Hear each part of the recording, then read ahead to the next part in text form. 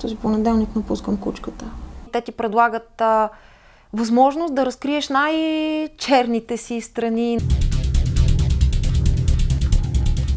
Времето лети страшно бързо. Човек не си дава сметка колко време прекарва там, колко всъщност много време прекарва там.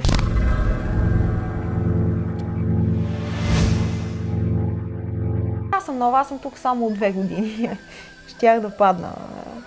В някакъв момент може да се случи така, че личността ти да се разпадне на 2. И е точно стреляй, нещо е такова.